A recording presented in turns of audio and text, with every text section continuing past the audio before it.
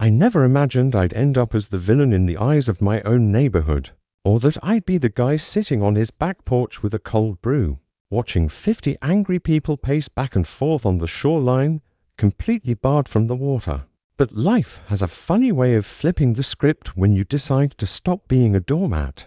It started on a Tuesday, the kind of crisp, golden afternoon that makes you think buying a fixer-upper on the edge of Lake Harrow was the best decision of your life. My wife, Sarah, and I had poured our life savings into this place, mostly for the boathouse, a weathered, cedar-shingled beauty that jutted out into the water like a stubborn old man, refusing to leave a party. Sarah's dad, a carpenter with hands like leather and a heart of gold, had built that thing back in the 70s, driving every pylon into the mud himself. And even though he's been gone for 5 years, Sarah said she could still smell his pipe tobacco whenever we walked out to the end of the pier. It was perfect until the letter showed up in our mailbox. Thick, creamy paper, embossed with a gold leaf logo that looked more like a royal crest than a community symbol. The Harrow's Edge Homeowners Association. I didn't think much of it at first. Maybe just a welcome packet or a schedule for trash pickup, but when I tore it open, the words hit me like a splash of ice water. Notice of violation. Section 4, Article 9, non-compliant shoreline structures. It said our boathouse, the very heart of this property, was an eyesore and a hazard that didn't meet the new architectural uniformity guidelines, adopted 3 months ago, demanding we demolish it within 30 days or face fines that would make a banker weep. I remember looking at Sarah, seeing the color drain from her face, her hand trembling just a little as she touched the faded photo of her dad on the mantel. And that's when I knew this wasn't just about wood and nails, it was about erasing history. I called the number on the letterhead and got a voice that dripped with artificial sweetness, introducing herself as Patricia Vance, the HOA president. A woman I'd soon learn ran this neighborhood like it was her own private kingdom. I tried to be reasonable. Really, I did. I walked over to her house, a sprawling, modern monstrosity of glass and steel that looked like an Apple store, dropped in the middle of a forest, and tried to explain that the boathouse was older than the HOA itself, meaning it should be grandfathered in, protected by the very laws that allow old things to exist in a new world. Patricia just smiled, that tight, practiced smile that doesn't reach the eyes, sipping her iced tea as she leaned against her pristine railing and told me, "Liam, honey, we're trying to elevate the community profile here, and frankly, that rotting shed of yours brings down property values for everyone. It blocks the sight lines, and we have a vision for a uniform, pristine shoreline." She waved her hand dismissively, as if my property was nothing more than a stain on her perfect canvas, and added, "Besides, the annual Anglers' Jubilee is coming up, and we need the shoreline looking impeccable for the guests." The Anglers' Jubilee, I'd heard about it. The biggest event of the year, a fishing tournament that drew folks from 3 counties over, a tradition where families camped out, grilled burgers, and competed for the biggest catch, a festival that was supposedly the soul of Harrow's Edge.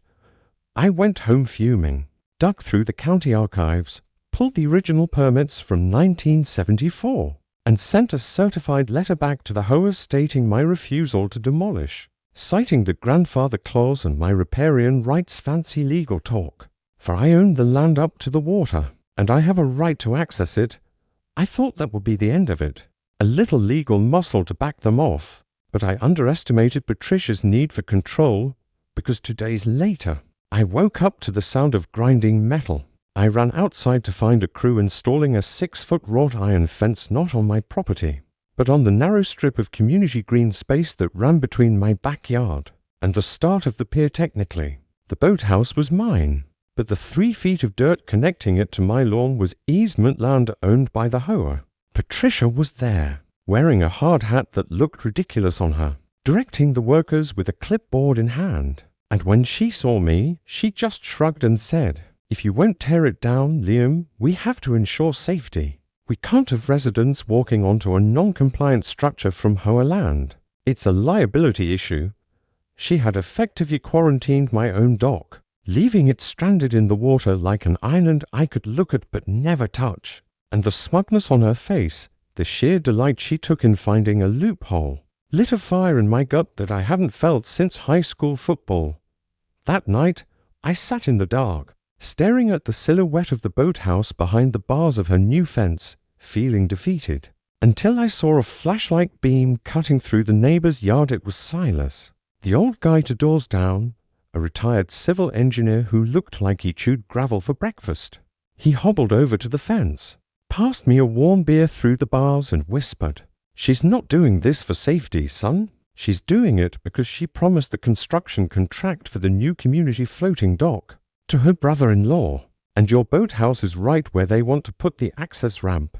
My jaw hit the floor. It wasn't about aesthetics or safety. It was plain old corruption wrapped in a bow of community standards. Silas chuckled, a dry, raspy sound, and said, "You want to beat a shark like Patricia, you don't punch her in the nose. You drain the water she swims in," and he slipped me a piece of paper with a name on it, Dr. Ace Thorne, Department of Environmental Conservation. I spent the next week living a double life, working my graphic design job by day and turning into an investigative journalist by night, digging into state water laws, property deeds, and environmental surveys, realizing that while the HOA owned the easement, the lake itself, the water, the mud, the ecosystem belonged to the state, not Patricia Vance. I reached out to Dr. Thorne, sending him photos I'd taken over the last few months, specifically photos of the shallow, gravelly water right beneath my boathouse, where I'd constantly seen these large, aggressive fish guarding circular nests in the mud. Thorne called me back within the hour, his voice trembling with excitement, asking if the photos were recent. Because what I was looking at wasn't just any fish. It was the breeding ground of the native shoal bass, a species that had been red-listed as threatened in our county, a fish that demanded federal-level protection.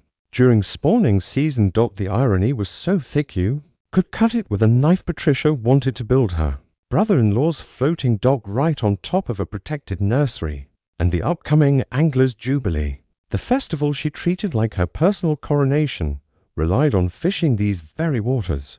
I realized then that I held a nuclear code, but I couldn't just use it. I had to time it perfectly. So I let her think she was winning.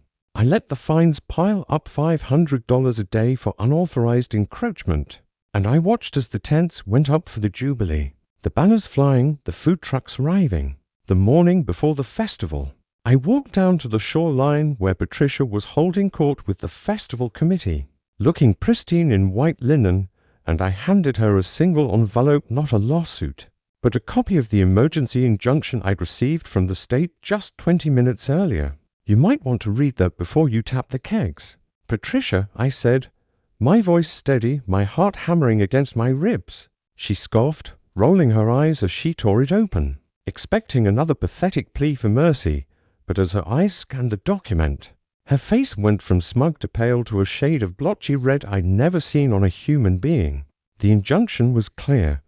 Due to the confirmed presence of a threatened species spawning ground, all watercraft activity, construction, and most importantly fishing, was strictly prohibited within 500 yards of the identified nesting site, effective immediately. And the kicker, the absolute cherry on top, was that the nesting site centered exactly on the pylons of my boathouse, radiating outward to encompass the entire community shoreline, effectively cancelling the fishing portion of the fishing festival. The silence that fell over that group of festival organizers was heavy, absolute, and terrified. You could hear the wind rustling the banners that proclaimed 50th Annual Jubilee, as Patricia's hand started to shake, crumpling the paper just enough to show the crack in her armor. "This is ridiculous," she hissed, her voice rising an octave. "You can't just shut down a town tradition because of some minnows. I'll have this overturned by lunch. I know the mayor. I know the zoning commissioner."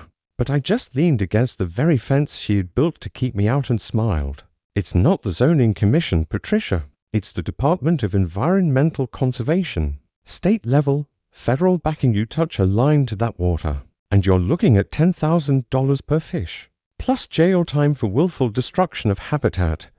By noon, the state game wardens arrived, not just one truck but 3.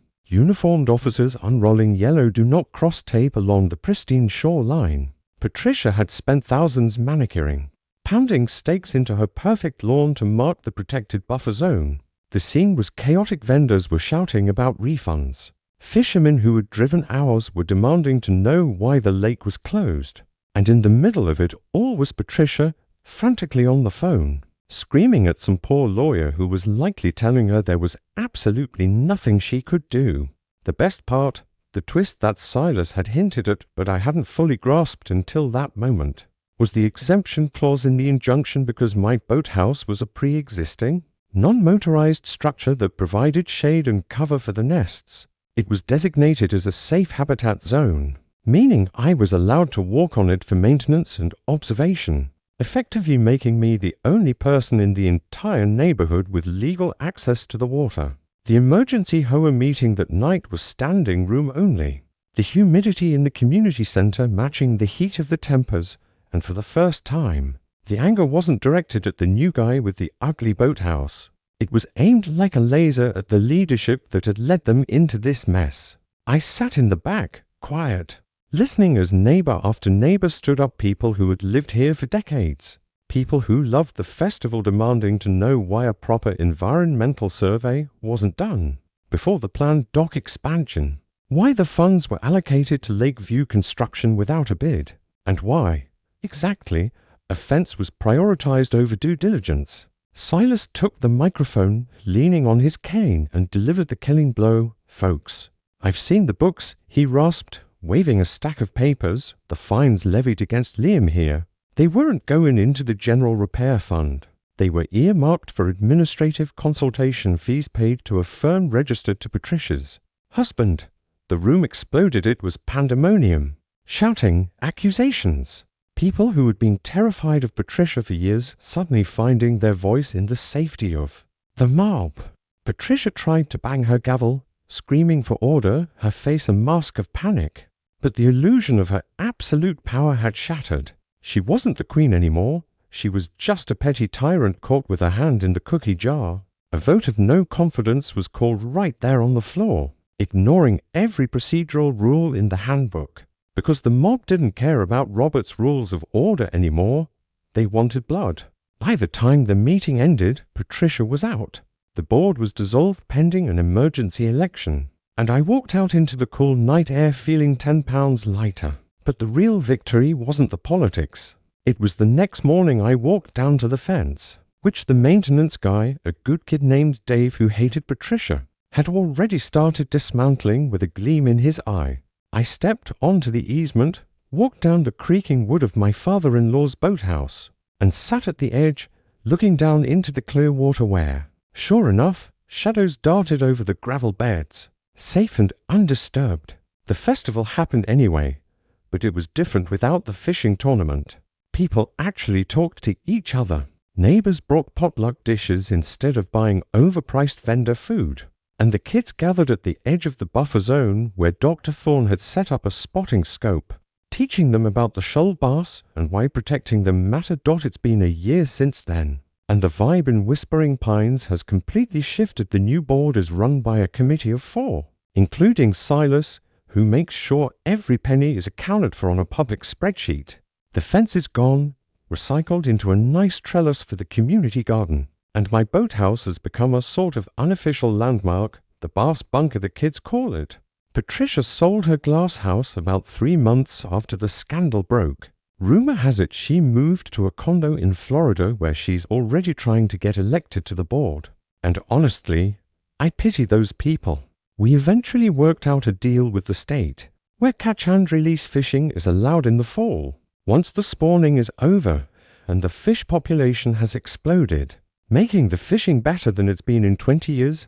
Sometimes, when I'm out there in the evening, watching the sun dip below the pines, I think about how close I came to just tearing it all down, to giving in just to avoid the conflict, and it scares me a little. It makes you wonder how many neighborhoods are ruled by tiny dictators, just waiting for someone to check the bylaws. How many traditions are just covers for profit? And how much power we actually have if we just bother to read the fine print. But hey, that's just my take from the edge of the water. What would you have done? Would you have fought the giant, or would you have just torn down the shed to keep the peace? Let me know in the comments, because I have a feeling this kind of war is happening in backyards everywhere, and I'd love to hear your story.